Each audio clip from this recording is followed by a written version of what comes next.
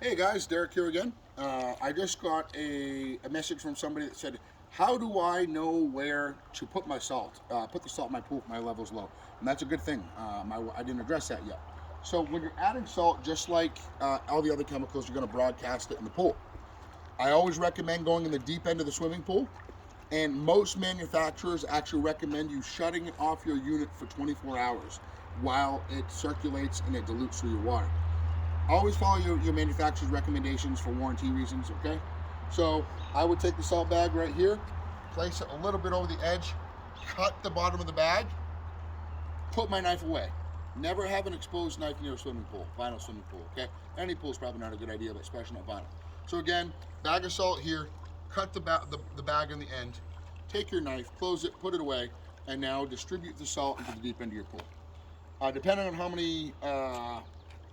on how many bags you need to add, you may have a couple lined up around the pool, but just for general in-season usage, it's going to be one bag generally at a time.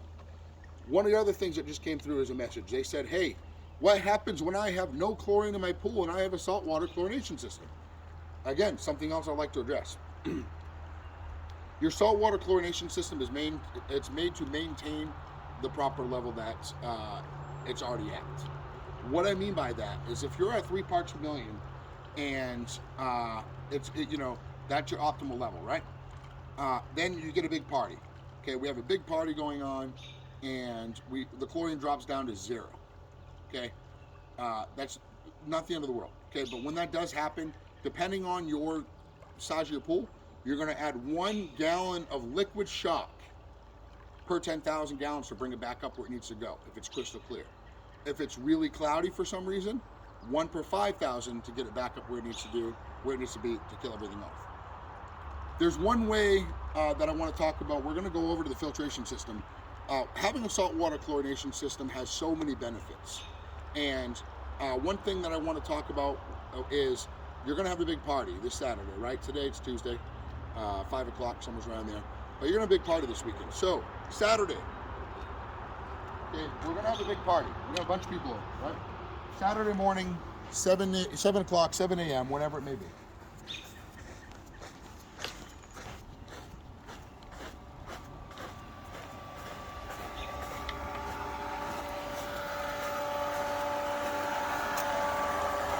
So, let's say that you're having a big party Saturday, as we discussed, right?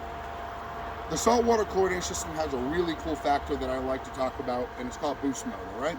So boost mode is going to put it at 100% of its potential for 24 hours, and then after that big party, it's going to go back to whatever you had it set at for your family's everyday use. So boost mode is up and select at the same time. This will be in a pool care guide that we made and we're going to provide for you. But boost mode, again, up and select at the same time, 100% of its potential for 24 hours, and then it's going to go back to where it was set at. The reason why we don't just want to come over, to get out of boost mode, you just hit the back button or hit select. Sorry. Okay, so the reason why we don't want to just come over and crank it up to 100, okay, all of a sudden, husband puts up to 100, don't tell the wife 2 weeks later, or a week later, right?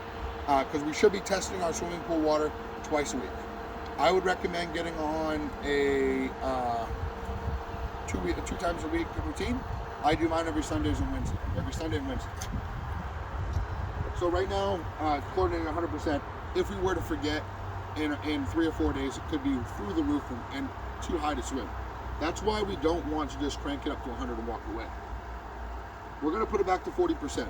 So again, anytime you have a party, people coming over, it doesn't have to be a big party. It could be 2, 5 people, 6 people. Anything more than what your average bather load is, you will come over, turn it on to boost mode. Okay? After 24 hours, it's going to go back to that set percentage. So, we're going to go back over to the pool.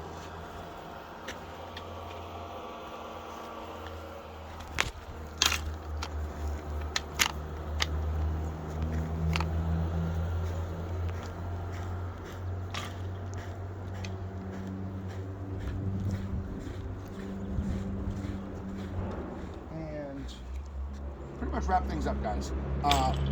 So again, some of the messages that came through, people were questioning, how often do they have to add salt?